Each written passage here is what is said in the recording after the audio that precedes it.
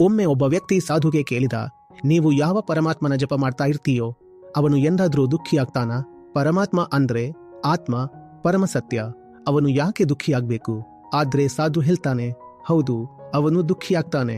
ಇದು ವಿಚಿತ್ರ ಅನ್ಸುತ್ತೆ. ಎಲ್ಲ ಗುಣಗಳಿಗೂ ಅತೀತನಾದವನ ಬಗ್ಗೆ ಒಬ್ಬ ಸಾಧಕ ಹೇಳಿದ ಅವನು ದುಃಖಿಯಾಗ್ತಾನೆ ಅಂತ. ಕೇಳೋರಿಗೆ ಕುತೂಹಲ ಆಯ್ತು. ಕೇಳಿದ್ರು, ಯಾವಾಗ ದುಃಖಿ ಆಗ್ತಾನೆ? ಸಾಧು ಉತ್ತರ ಕೊಡ್ತಾನೆ, ವೆನ್ ಹಿ ಕ್ಯಾನಾಟ್ ಗಿವ್. ನಿನ್ನ ದೇವರು ಯಾವಾಗ ದುಃಖಿಯಾಗ್ತಾನೆ? ಪ್ರಶ್ನೆ ಇತ್ತು, ಉತ್ತರ ಅವನು ಕೊಡಲಾಗದಾಗ. ಈ ಮಾತು ಕಾವ್ಯಾತ್ಮಕವಾಗಿ ಹೇಳಲಾಗಿದೆ. ಇದರ ಅರ್ಥವನ್ನು ಗ್ರಹಿಸಬೇಕು. ಅಹಂ ಎಂದರೆ ಸದಾ ಬೇಡುವವ, ಭಿಕ್ಷುಕ. ಆತ್ಮಕ್ಕೆ ಮಾತ್ರ ಕೊಡುವುದೇ ಗೊತ್ತು. ಆದ್ದರಿಂದ ಆತ್ಮವನ್ನು ವಿವರಿಸುವವರು ಅದನ್ನು ತುಂಬಿರುವ ಮೋಡ ಅಥವಾ ಹಣ್ಣುಗಳಿಂದ ತುಂಬಿರುವ ಮರಕ್ಕೆ ಹೋಲಿಸಿದ್ದಾರೆ. ತುಂಬಿದ ಮೋಡ ಮಳೆ ಸುರಿಸದೆ ಏನು ಮಾಡುತ್ತೆ?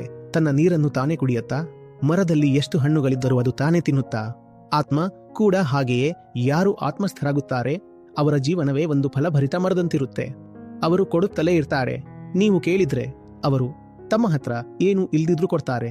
ಕರ್ಣನ ಕಥೆಯಲ್ಲಿ ಇದ್ದಂತೆ ಅವನು ನೆಲದ ಮೇಲೆ ಬಿದ್ದಿದ್ದ, ಕೈಯಲ್ಲಿ ಏನೂ ಇರಲಿಲ್ಲ. ಆದ್ರೂ ಯಾರಾದರೂ ಬಂದ್ ಬೇಡಿಕೊಂಡಾಗ ಇನ್ನೇನೂ ಇಲ್ಲ, ಆದರೆ ಈ ಹಲ್ಲು ತೆಗೆದುಕೊಳ್ಳಿ ಅಂತಾನೆ. ಆದ್ರೆ ಅಹಂ ಎಂಬುದು ಹೇಗಿರುತ್ತೆ ಅಂತ ನೋಡ್ರಿ. ಅದರ ಬಳಿ ಎಲ್ಲವೂ ಇದ್ದರೂ ಇನ್ನೂ ಹೆಚ್ಚು ಬೇಕು ಅದಕ್ಕೆ. ಅಹಂಕಾರಕ್ಕೆ ನೀವು ಉಚಿತವಾಗಿಯೇ ಏನಾದ್ರೂ ಕೊಟ್ಟರೂ ಅದು ಕೇಳುತ್ತೆ. ಇದರ ಮೇಲೆ ಡಿಸ್ಕೌಂಟ್ ಇಲ್ವಾ? ನೀವು ಸಂಪೂರ್ಣ ಉಚಿತವಾಗಿ ಕೊಟ್ಟರೂ ಅದು ಕೇಳುತ್ತೆ. ಉಚಿತದ ಜೊತೆ ಇನ್ನೊಂದು ಉಚಿತ ಇದೆಯಾ?